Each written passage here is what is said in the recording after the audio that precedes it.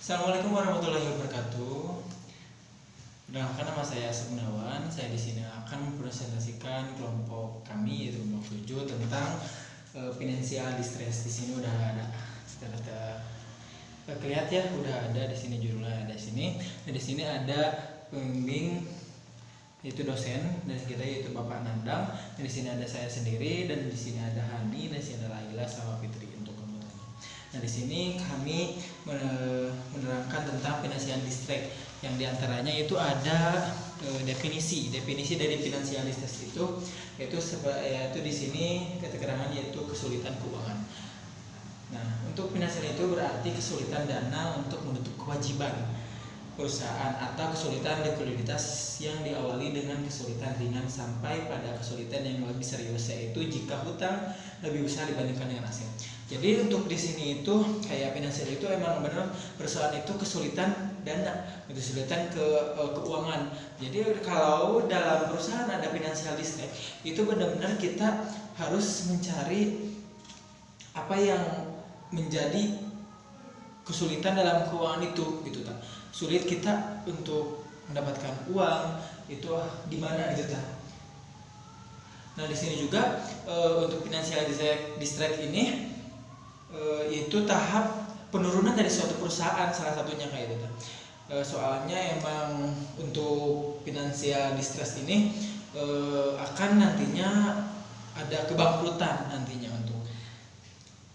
Dan selanjutnya itu ada hal-hal yang jika perusahaan mengalami financial distress itu kayak perusahaan itu penurunan jumlah dividen, udah ada di sini ya, penurunan laba secara terus menerus, ada juga ditutup atau dijual untuk perusahaannya gitu kan.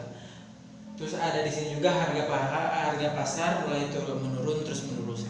Jadi untuk hal-hal yang perusahaan alami ke dalam hal financial distress itu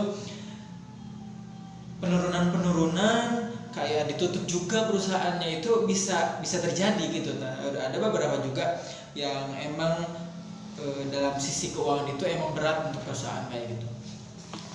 Nah, untuk kebangkrutan itu kayak di sini ya, udah dijelaskan. Nah, di sini ada untuk kebangkrutan itu ada likuiditas dan reorganisasi. Untuk kebangkrutan itu adalah kegagalan perusahaan dalam menjalankan kegiatan operasi dan menghasilkan laba. Dan di sini itu kayak kebangkrutan itu misalnya kayak gini. Jadi kita bisnis misalnya usaha gitu. Terus kita emang tidak ada dalam bisnis kita itu kayak raba gitu ta, rugi gitu ta, labanya nggak ada gitu ta. Itu kan misalnya gitu akan kayak ciri-ciri kita akan mengalami kebangkrutan kayak gitu ya, kecuali kita ingin berubah itu supaya perusahaan kita, bisnis kita nggak emang bangkrut gitu ta. Untuk di sini ada likuidasi atau ya di sini itu proses penjualan aktiva non cash dari persekutuan karena perusahaan persekutuan sudah tidak mau memungkinkan untuk menjalankan kegiatan operasinya. Jadi di sini itu tuh ke likuidasi itu kayak emang proses penjualan itu kayak vakum gitu, nggak. Jadi untuk kayak benar-benar kita bekerjasama dengan perusahaan ini misalnya, terus pekerjaan ini mengkat, kita nggak mau meneruskan proses penjualannya kayak gitu. Jadi menonaktifkan kayak gitu. Dan untuk reorganisasi ini adalah perusahaan merupakan organisasi finansial adalah dinilai dengan bahwa prospek perusahaan masih baik sehingga dapat tertolong.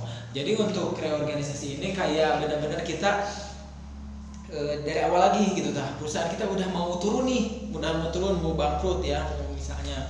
Terus ada organisasi ini jadi kayak ya perusahaan kita tertolong gitu, soalnya kan diolah kembali gitu apa benar-benar apa yang menjadi acuan, apa yang menjadi faktor menurunnya perusahaan kita kayak gitu. Nah, untuk selanjutnya itu ada beberapa definisi ya yang dari istilah kebangkrutan. Dan di sini ada beberapa untuk kegagalan ekonomis, ada kegagalan usaha, ada juga insolvensi teknis, ada juga kepailitan dan juga kepailitan menurut hukum kayak gitu. Untuk beberapa definisi ini mungkin kurang lebih emang tertujunya masih ke kebangkrutan itu emang tertuju dari hasil dari kita benar-benar nggak bisa bangkit gitu ta. Soalnya kan udah bangkrut juga, soalnya nggak ada solusi kayak gitu.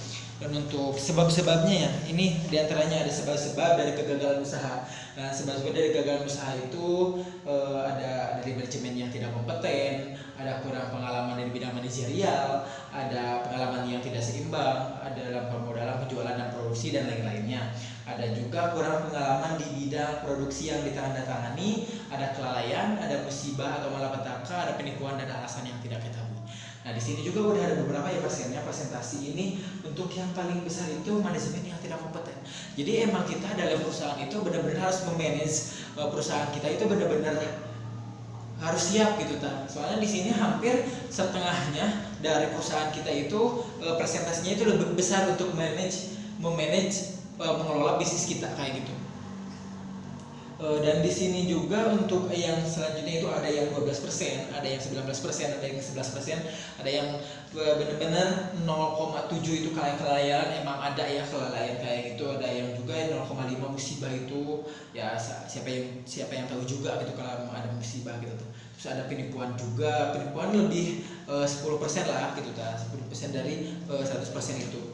Dan juga di sini ada proses likuidasi. Likuidasi ini ada beberapa yang dapat dua cara, yaitu melalui penyerahan dan melalui kefailitan. Di sini tuh kayak penyerahan itu benar-benar kita prosedur untuk mengelukidir hutang itu kayak menguntungkan dibanding dengan kefailitan formal kayak gitu. Jadi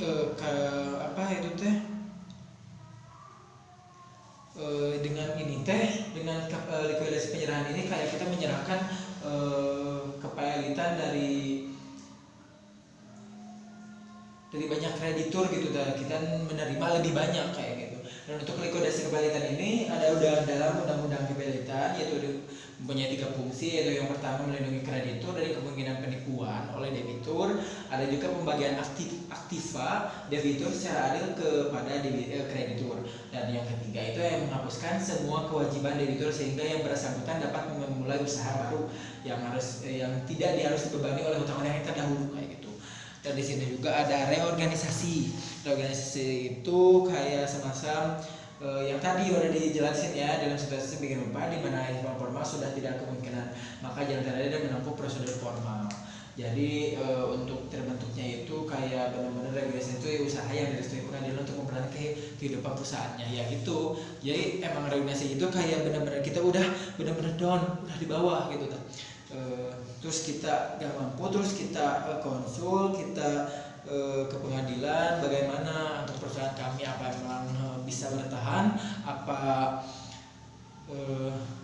emang benar-benar bangkrut kayak gitu. Nah, regulasi ini kayak benar-benar kita dari persetujuan pengadilan itu ya perusahaan kalian bisa kita bertahan ya, berarti itu masuk ke reorganisasi kayak gitu. Di sini ada prediksi kebangkrutan dari perusahaan yang model kayak admin, ada juga dari rasio keuangan metode JS-Score admin, ada formula juga dari metode JS-Score, ada interprestasi nilai G-Score juga. Dan selanjutnya itu ada contoh studi kasus. Nah, di sini tuh kayak kelompok kami studi kasusnya itu masuknya ke masa pandemi kayak gitu, COVID-19 menjadi persoalan, yaitu dengan persoalan global. Setahun yang lalu banyak perusahaan lokal serta asing yang mengalami financial distress. Kondisi ini berparah dengan adanya kebijakan lockdown. Nah, itu lockdown itu membuat sektor dari kayak pariwisata, transportasi, miras serta kuliner itu benar-benar terhambat gitu kan. Nah, perusahaan-perusahaan itu. Nah, untuk kesimpulannya dari presentasi yang saya udah utarakan tadi, yaitu berdasarkan financial distress merupakan kesulitan dana yang menutup kewajiban perusahaan atau kesulitan likuiditas yang diawali dengan kesulitan ringan sampai pada kesulitan yang lebih serius, yaitu jika hutang lebih besar dibandingkan dengan aset.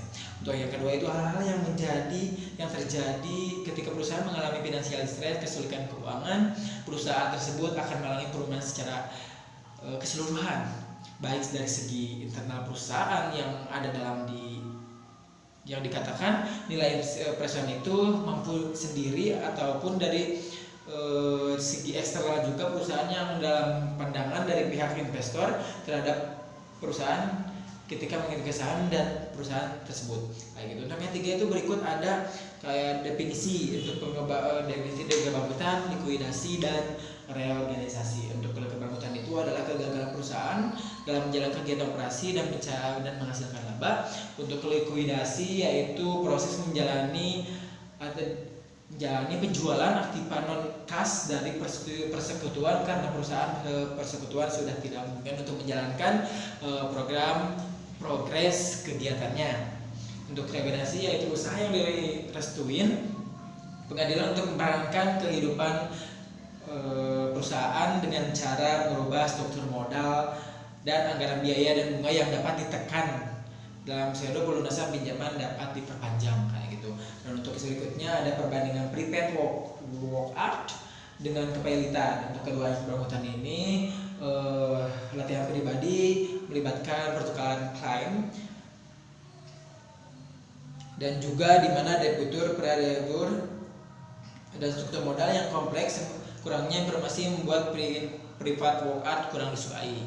Dan untuk selanjutnya itu metode G-score Zetman adalah skor yang ditentukan hitungan standar kali nisbah keuangan yang akan menunjukkan tingkat kemungkinan kebangkrutan perusahaan. Mungkin cukup sekian. Terima kasih. Itu yang dapat saya sampaikan. Terima kasih atas perhatiannya. Mohon maaf bila ada kesalahan, ada salah kata juga. Terima kasih atas perhatiannya. Thank you very much for the attention. Syukur jazakallahu khairan. Wassalamualaikum warahmatullahi wabarakatuh.